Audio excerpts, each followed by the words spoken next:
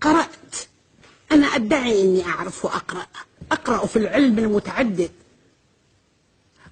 الفلك فيه علي، والرياضيات فيها علي، والطب فيها علي، والعلوم النفس فيها علي، وعلوم السياسة فيها علي، في كل شيء علي. أنا أحب علي لأني مختصة نفسيا. وهنا جاءت ورطة حقيقة في عشق علي. كل النظريات من تشخيص وتحليل وعلاج التي درستها من القرب أجد علي من أكثر من 1400 سنة يعرفها. حتى العلوم الجديدة،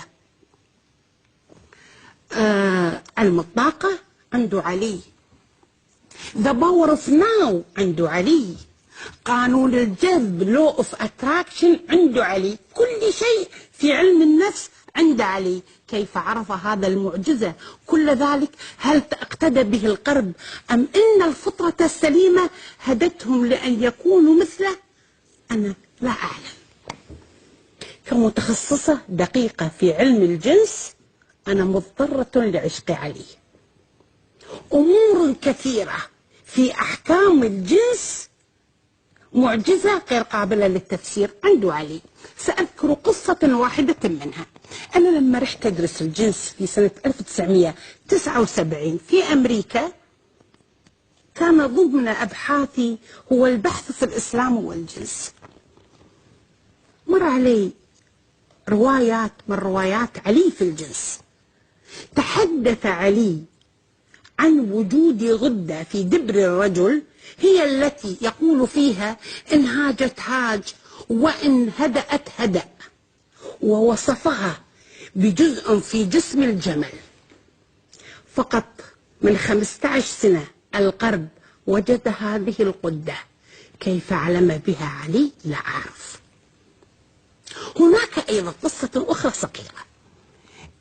أنا قرأت إن علي أقام الحد على رجل متمادي في لواطة، والرجل مات، فأمر بعد موته أن يوضع خشب في بطنه ويحرق. في 79 قلت معقولة؟ وش هالقسوة؟ طيب أقمت عليه الحد، ليش الحرق يا علي؟ من 10 سنين علي سوى السالفة من أكثر من 1400 سنة. من 10 سنين أنا قاعدة مع أطباء وباحثين في علم الجنس في بريطانيا، نتحدث عن مرضى الإيدز اللي يموتون.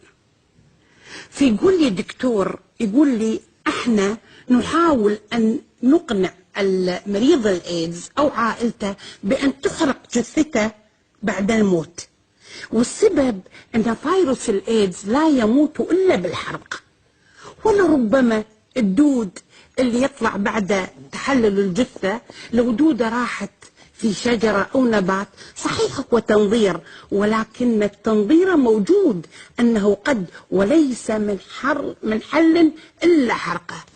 كيف عرفت يا علي؟